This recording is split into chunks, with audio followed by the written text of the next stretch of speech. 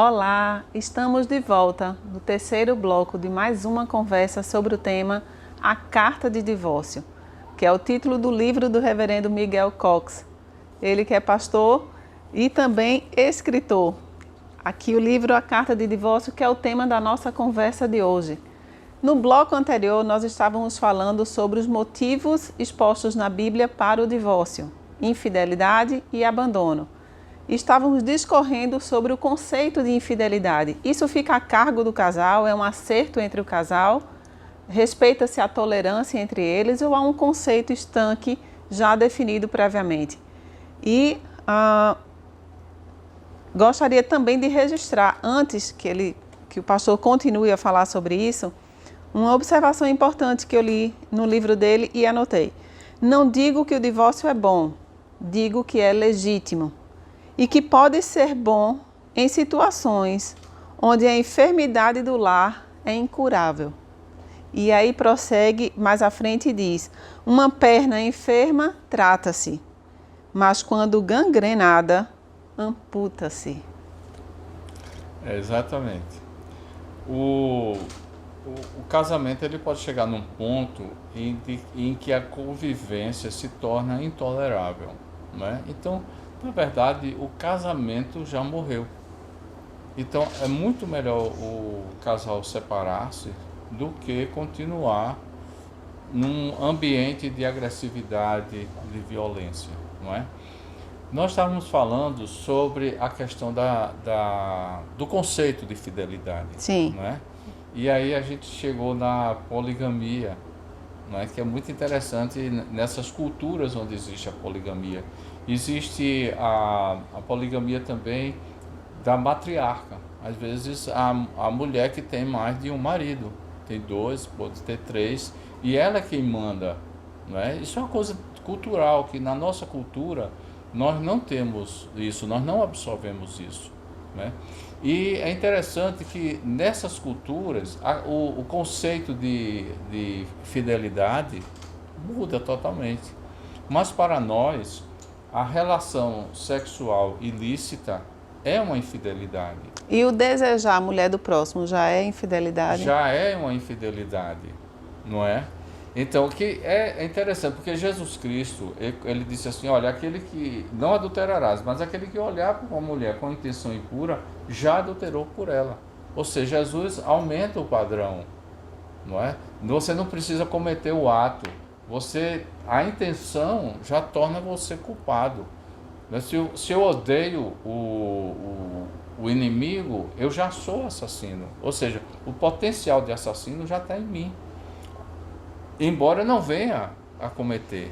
A minha formação é em direito, e em direito nós chamaríamos apenas de atos preparatórios sobre os quais a lei não teria nenhuma atuação. Só sobre os atos executórios que já começassem a transformar qualquer coisa na realidade, ou atingir alguém, um bem, um patrimônio, enfim. Mas neste caso, falando em adultério, o pensamento já é caracterizado, o desejo, o olhar altivo, né? Então não tem ato preparatório aqui não, tá? Nesse assunto. Exatamente, diante de Deus, né? E diante da outra pessoa, você já está errado, você já está cometendo aquela infidelidade, embora seja apenas no seu coração. E é por isso que se diz que nada está oculto aos olhos de Deus, e a gente não pode nem pensar que em pensamento a gente pode esconder alguma coisa de Deus, porque Ele sonda e conhece o nosso coração. Sem dúvida nenhuma. Então, essa questão da infidelidade, do conceito. Por exemplo, o abandono pode ser um abandono dentro de casa, pode ser um abandono psicológico, um casal que já não se fala, já não se comunica, né? Já não se entende mais, né?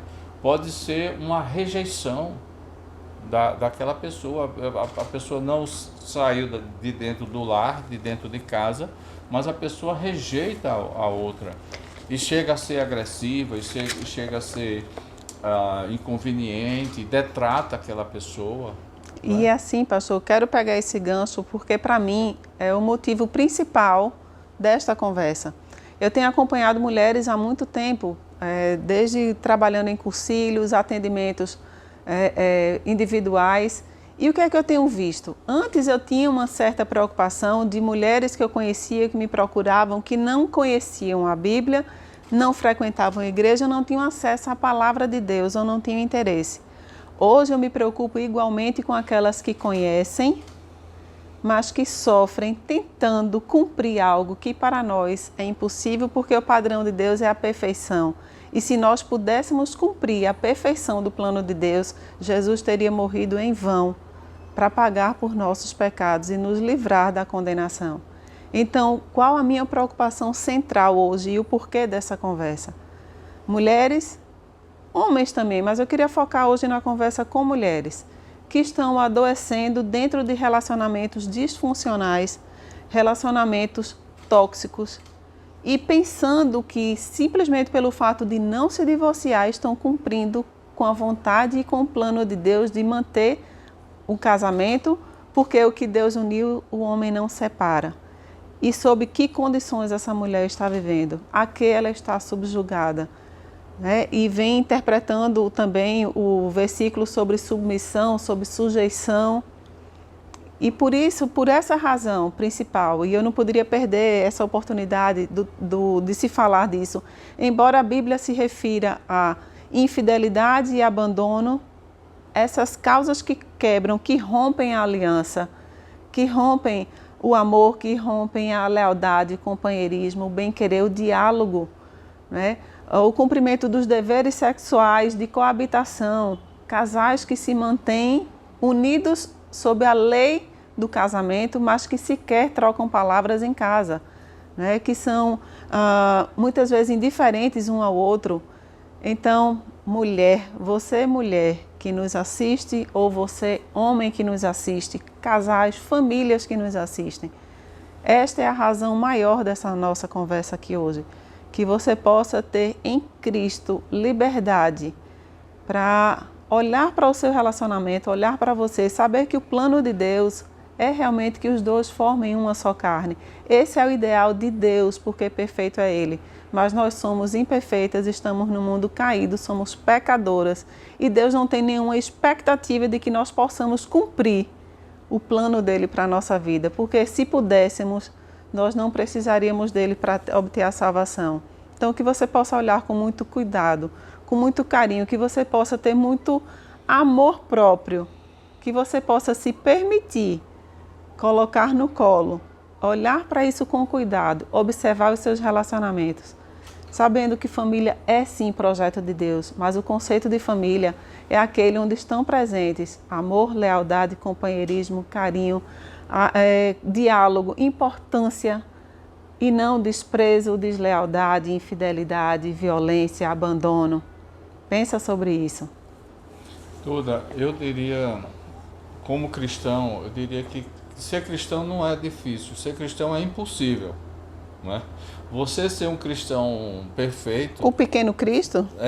Não é? A definição assim, do cristão, impossível. Pequeno Cristo. Graças a Deus nós temos a presença do Espírito Santo que habita em nós e que nos corrige e que nos admoesta, que nos ajuda, que nos fortalece para que nós possamos vencer muitos dos nossos defeitos, das nossas deformidades de caráter, de comportamento, tantas coisas assim que nos envolvem, né? Às vezes de sentimentos, às vezes nós somos muito reativos, nós não pensamos, nós reagimos a situações e a gente piora as situações. Então, no casamento isso é muito comum. Às vezes a gente mal escuta o que o outro vai dizer e a gente já está respondendo. E ali pode ser o início de uma discussão que não caberia se tivéssemos mais paciência com o outro, se escutássemos melhor, se tentássemos entender o que é que o outro está dizendo. Ou seja, há muitas coisas que envolvem a intimidade no casal que poderiam ser resolvidas se a gente tivesse mais essa atuação do Espírito Santo em nossa vida, os frutos do Espírito Santo, a longanimidade, o amor, a paciência, não é? A lealdade e tantos outros frutos do Espírito Santo na nossa vida. Então, Dito isso, a solução não é o divórcio, a solução é o tratamento. É o casal se conscientizar e começar o tratamento. Mesmo que seja unilateral, um começando, quem sabe o outro também vai, não é? Porque é difícil, principalmente os homens. Os homens têm resistência a um tratamento psicológico, eles têm, não é? E é por essa razão e com esse objetivo que eu decidi fazer a formação como terapeuta familiar e de casal, para, com a minha missão, né, como cristã, auxiliar famílias nesse resgate desse relacionamento, não pelo relacionamento em si, mas um relacionamento saudável, que traga luz e que traga vida para essa família. E agora, a questão do divórcio já é o extremo, já é quando as coisas estão muito claras. Não dá para vocês estarem mais juntos, é melhor vocês separarem. São Paulo diz isso... Quando estiver gangrenado. Quando estiver gangrenado. São Paulo diz isso na sua primeira carta aos Coríntios, no capítulo 7, ele fala da mulher incrédula e do homem incrédulo. Ora, se a mulher incrédula quer conviver com o marido que é cristão, então que conviva. Mas se ela não quiser, que se aparte, né? E a mesma coisa, o marido incrédulo e a mulher cristã. Então, se não quiser conviver com a cristã, então que se aparte. Ou seja, isso é um motivo religioso, né? Às vezes a pessoa não tolera mais a religião do outro, né? E São Paulo diz, olha, que se aparte, Deus vos tem chamado à paz. Agora, veja que interessante, o apóstolo diz que se aparte, não é? Porque o que é que ele está prezando? Ele está prezando pela paz. Pela paz e harmonia. A paz na família, a paz na harmonia no relacionamento. Então, quando isso não mais existe, né, o casamento já morreu. Né? Então, e não é o divórcio que vai acabar com o casamento. Ele já não existe e é apenas uma legalização de uma situação de fato. Embora não seja a vontade de nenhum dos dois envolvidos, nem a vontade de Deus. Mas é um fato que precisa ser apenas legalizado. Você continua conosco, vamos ao quarto e último bloco dessa conversa.